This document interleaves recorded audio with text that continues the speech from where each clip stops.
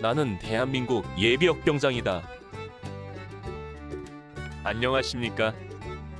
1980년대 모공시절 군대 이야기를 나누는 예비역병장입니다.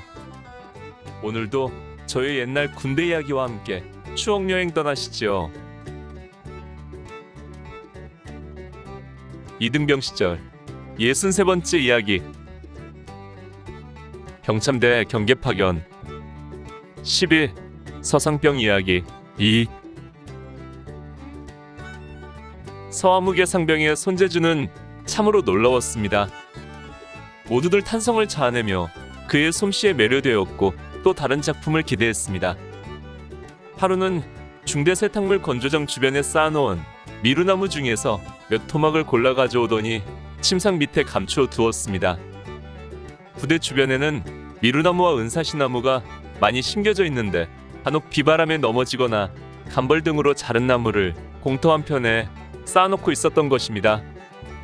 날마다 나무 토막을 꺼내 건조 상태를 살피면서 야전곡괭이를 자기처럼 날을 세워 달았습니다.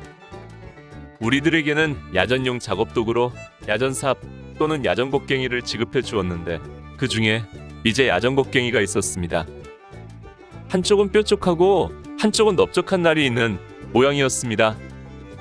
당시 국산은 재질이 약해서 날을 세워도 쉽게 물렀지만 베트남 전쟁 때 사용했다는 미제 곡괭이는 한번 날을 세워두면 오래도록 사용할 수 있을 만큼 강했습니다.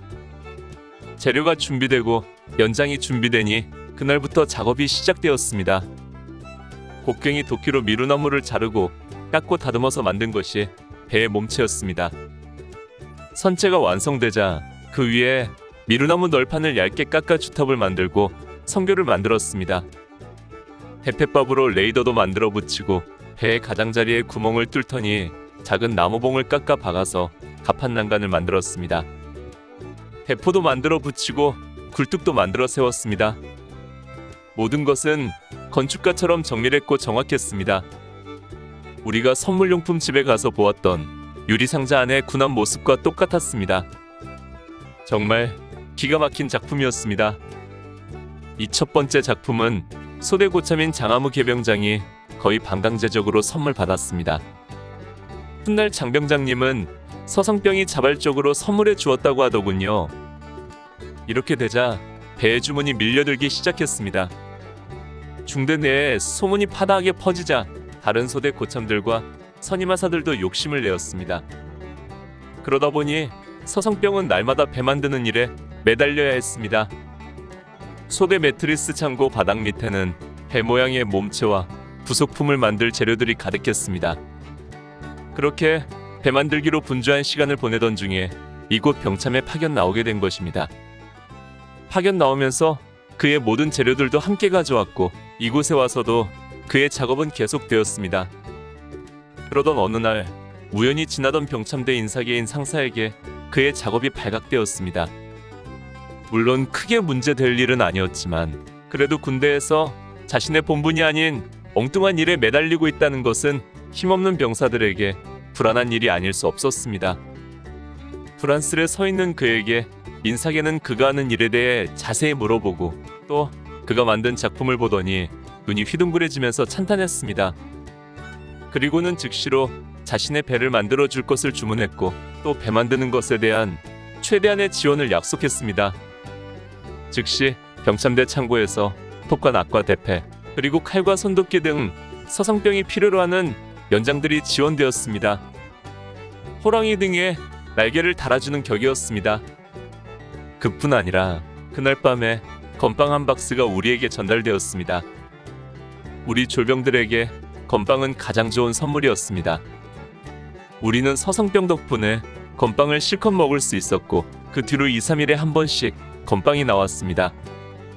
그러나 서상병에게는 건빵보다 더 큰 소원이 있었습니다. 항상 재료가 부족하여 애를 먹고 있어 병참대 주변에 있는 미루나무나 은사시나무를 한 그루 베고 싶었던 것입니다. 그러나 부대 위장용으로 심은 것이기에 함부로 말할 수도 없고 몰래 벨 수도 없어서 끙끙거리고 있다가 어느 날 어렵게 병참 인사계에게 말을 꺼냈습니다. 그러자 의외로 쉽게 인사계는 부대 으슥한 곳에 있는 은사시 나무 한 그루를 베어도 좋다고 허락을 해주었습니다. 그날 밤 몇몇 일 잘하는 소대원들이 가서 은사시나무 한 그루를 베었습니다. 장가지들은 잘라 묶어서 산속에 갖다 버리고 통나무는 사용하기 좋을 만큼 짧게 잘라서 네모반 뒤편 응달진 곳에 마르도록 쌓아놓았습니다. 이 나무는 금방 사용할 수는 없는 것이지만 늘 재료로 애먹고 있던 서상병에게는 담배와도 같은 것이었습니다. 그 뒤 파견이 끝나고 복귀할 때 그 나무들은 우리 짐 수송 차량에 실려 자대로 운반되었고 그 후로 그의 배제작에 요긴하게 사용되었습니다.